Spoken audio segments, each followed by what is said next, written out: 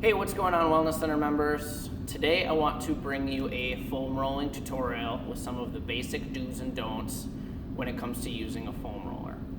Foam rolling is a really good way to help loosen up the fascia, which is a tendinous type tissue that surrounds our muscles. So it will in turn help loosen up and supply adequate blood flow to our muscles. Our muscles work best when they are warmed up and are at an optimal length, and foam rolling can help with that.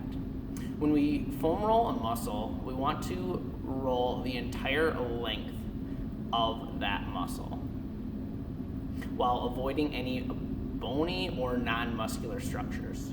For example, when I foam roll my hip flexors, this muscle here, I don't want to go so high that I roll onto my bone. I want to stop when I feel that I'm getting close and then change directions.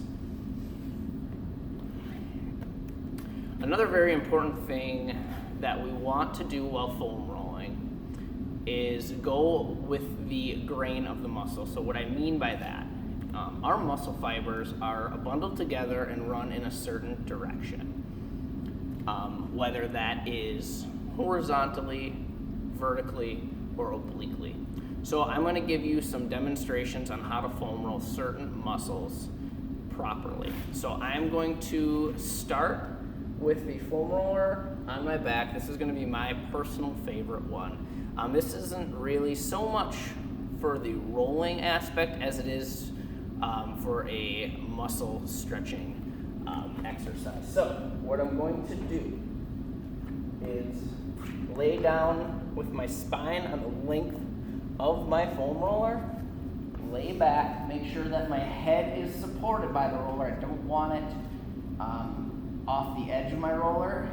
Both feet are planted firmly on the ground, and I'm going to bring my arms out to the side, and my arm should be at about a 90-degree angle. Now, I personally use this exercise on the roller as a chest opening exercise and also as a shoulder rehabilitation exercise. So I do a little bit of internal and external rotation as well as some arm lengthening exercises to really help loosen up my chest and shoulder muscles and structures. So I like to lay here just for a minute or two until I feel loose.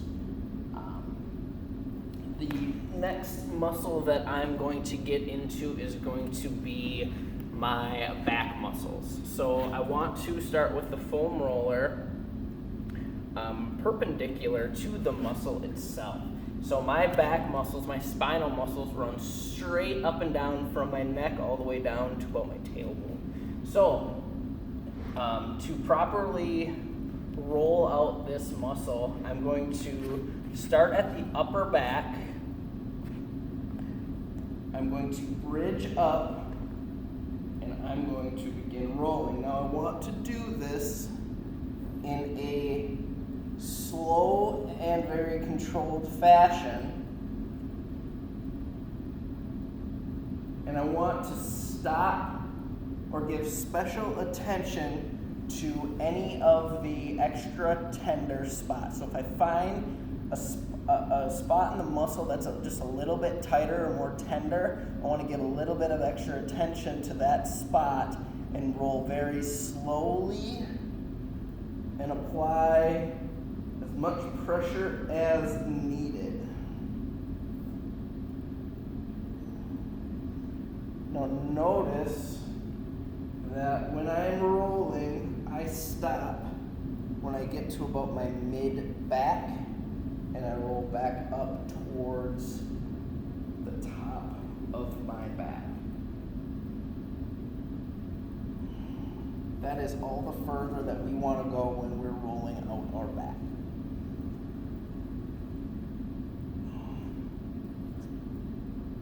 Now, there's really not a certain amount of time that we can or should foam roll. We want to more or less go by feel. So we want to roll until the muscles feel warmed up. So When I'm done with my back, I flip over and I start with my hip flexors. So for my hip flexors, these muscles are located on the front hip region. And those muscles are gonna run basically straight up and down here, maybe slightly obliquely. So I'm going to do one side at a time. I'm gonna apply pressure, and I'm going to slowly roll back and forth, straight up and down. So we want the roller to be perpendicular to the muscle that we're rolling. That is one of the most important considerations that we have while we foam roll. When I'm done rolling the hip flexor on one side, I'm going to go ahead and switch over. So notice how I turn my hips in order to help apply a little bit more pressure so I can adequately apply enough pressure to help loosen up that muscle. So when I'm done with my hip flexors, I'm going to move it to my quads. Now my quad muscles are the muscles in my front side of my upper leg, and those run straight up and down, very much like the hip flexor muscles. So I'm going to favor one side a little bit, apply pressure just on one leg, and roll straight up and down.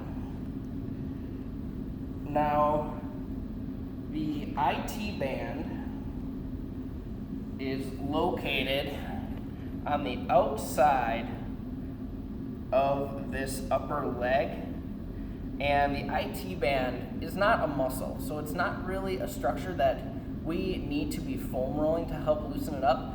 What foam rolling actually helps do for what it helps with the IT band is it's going to help loosen up the muscles surrounding that area. So that's why it may help decrease tension along that tight IT band. It's not the IT band itself that is loosening, it's the muscles surrounding the IT band.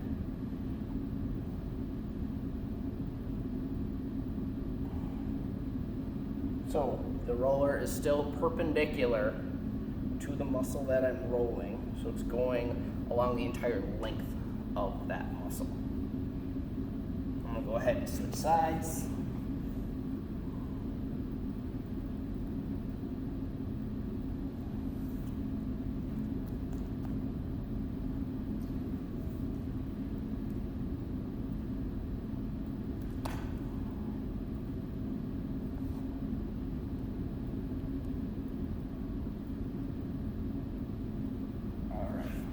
That's good enough for the quad muscles. Next, I want to get into the adductor muscles, so the muscles that are going to be on the inner thighs.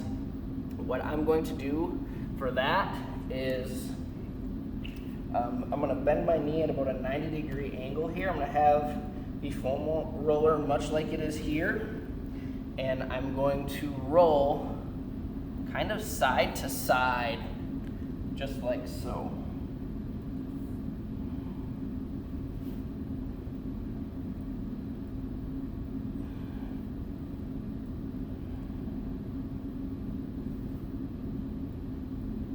This is the proper way to help loosen up those adductor muscles, those inner thigh muscles if they might be tight. And when I roll, when I come close to the knee here, I want to make sure that I'm not hitting any of the bony structures surrounding my knee. I want to make sure that I'm just hitting muscle and staying away from the bones and tendons. Stop there, bring it back up. Now I'm going to go ahead and switch sides. Leg is bent, going side to side.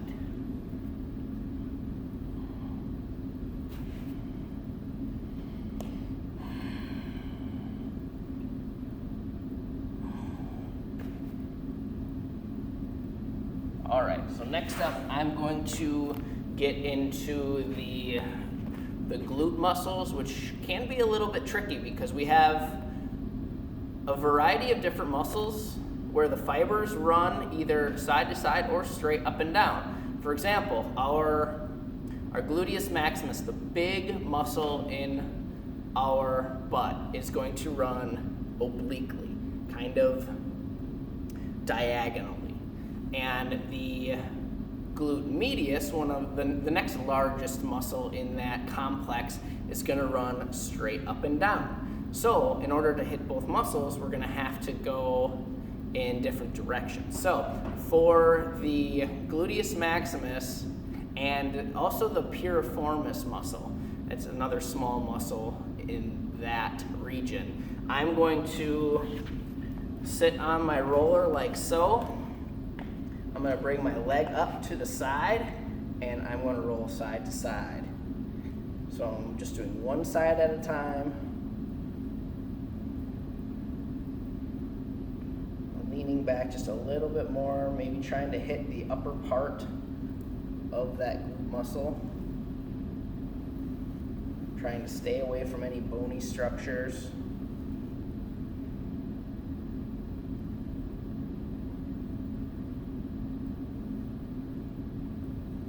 Done with one side, I'm going to switch my legs and I'm going to go to the opposite side.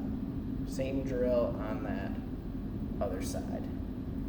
And again, I'm going by feel, not really so much for time. Now we do want to put a limit on how much we do foam roll. We don't want to be foam rolling one muscle for, say, more than, I would say, 3 minutes. Minutes might even be a little steep.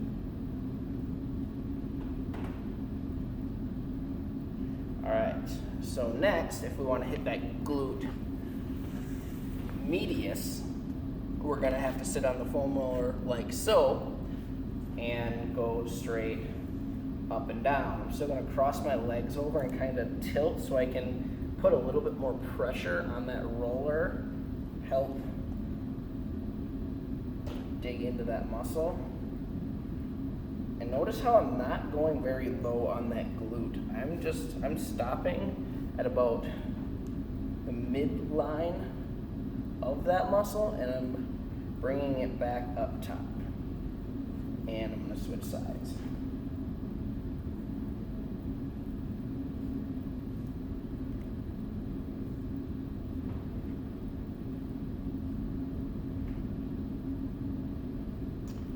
That's good for the glute complex. Next up is going to be the hamstring muscles. Now the hamstring muscles are one that are kind of tough to hit unless they're already pretty tight and sore. For myself speaking, I can't really feel these unless my hamstrings are tight and sore, but today they are a little bit after yesterday's workout. So I'm going to cross my legs, applying all the pressure on one leg, and those hamstring muscles run straight up and down. So we are going to have the foam roller perpendicular to those muscles, and we're going to roll the entire length of that muscle. We're going to do as much as needed, and then we're going to switch sides. I like to do these one at a time to help maybe apply just a little bit more weight, a little bit more pressure onto that muscle.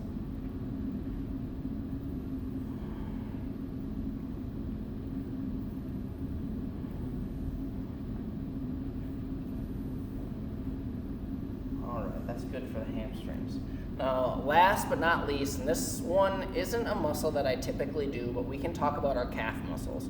Now, our calf muscles have two primary muscles that we want to consider when foam rolling, and we can really only hit one adequately with the foam roller by ourselves. Now we have the gastroc, which are the big, almost like butterfly muscles that we see on our calves that run side to side, so they run horizontally.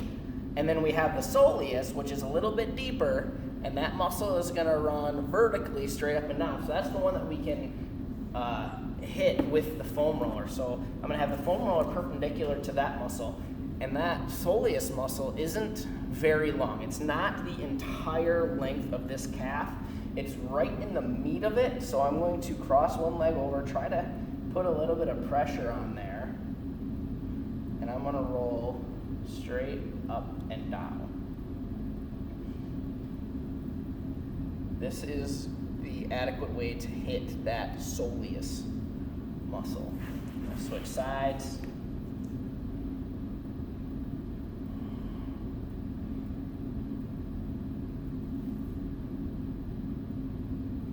Now, to hit that gastroc muscle, that larger muscle that runs horizontally, we can use a foam roller, but it might be a little bit more advantageous to have a partner or somebody that can push weight on and bring the foam roller side to side. I'm actually going to grab a smaller roller so I have a little bit more.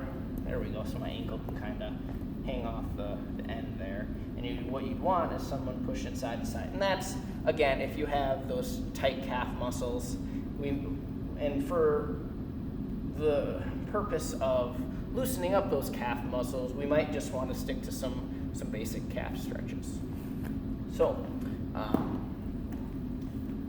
foam rolling can be a very effective way to help loosen up and help our muscles perform at an adequate level, but we also want to be very considerate of the structures surrounding our muscles, our bones and our tendons and our joints. So thanks for tuning in today, guys. I hope we have an excellent day.